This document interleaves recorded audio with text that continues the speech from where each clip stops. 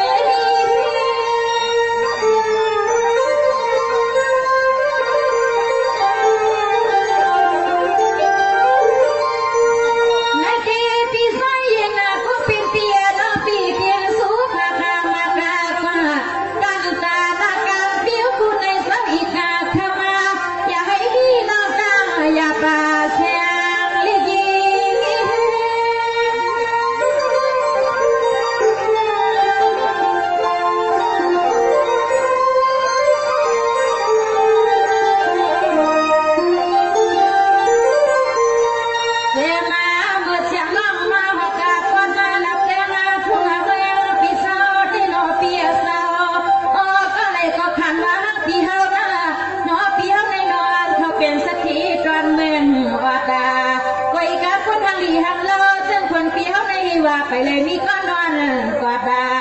ยามคำคืนเย็นแน่พอปีใส่เย็นแน่ปียาวปีไปเลยมีก้อนนอนเลยก่อนยามคำคืนเย็นแน่ปีว่า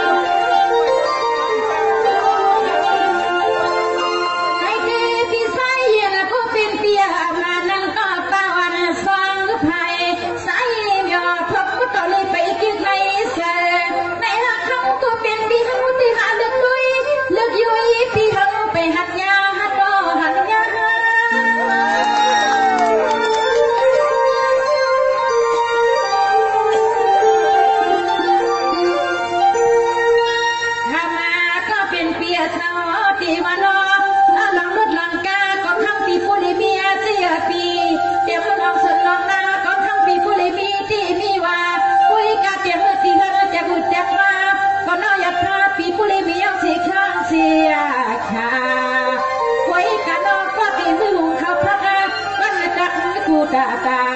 จิตย้อนใจพี่หอมเอาจังขย้อนคามพี่ใจเย็นแต่พี่น้องพี่หอมเอาจังขย้อนคามในนอ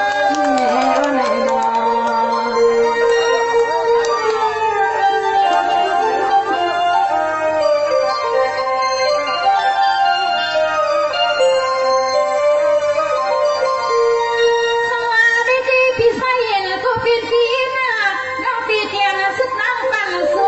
ให้พี่สัญญาสิก่อนเลี้ยงดู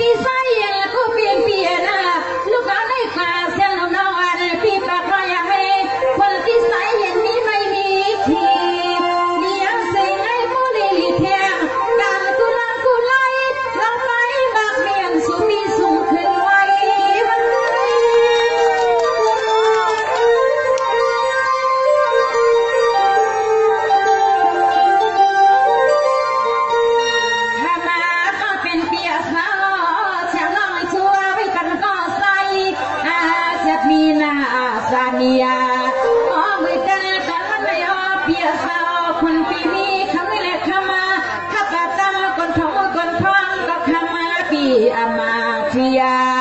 มาใจแห้งเมียเสียงน้องยิ่งก็สมนามมาใจแห้งเมียเสียงน้องยิ่งก็สมนามมายังนายังนาด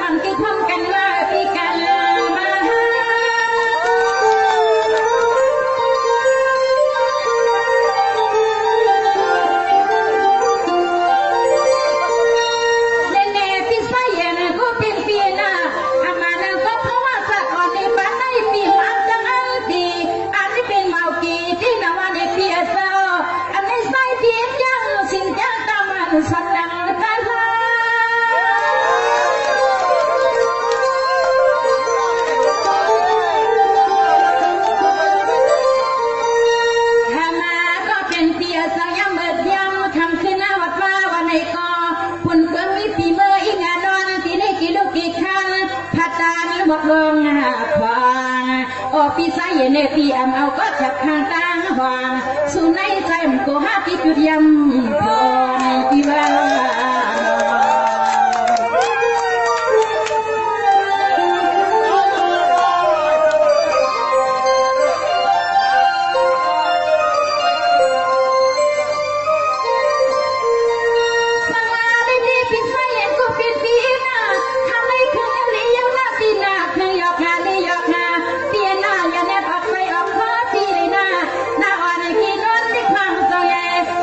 สายเย็นพี่เขาอยากพิษสร้างใน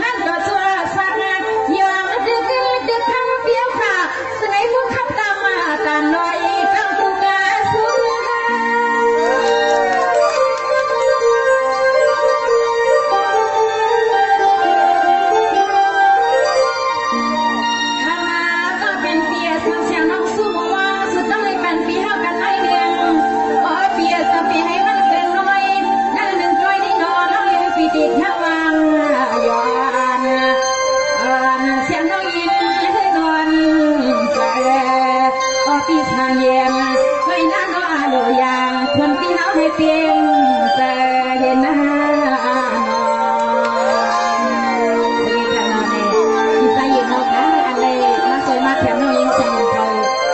กูก้นกลางหมู่กลางซุ่มไหนเลยให้เปี้ยวขาใกล้ออกไทยมันเหตุการณ์ขึ้นอย่างเมาซุ่มกูมือกูวันเสร็จให้เปี้ยวเขาอยู่ลีกินวันเหตุการณ์ขึ้นอย่างมักมีลีเป็น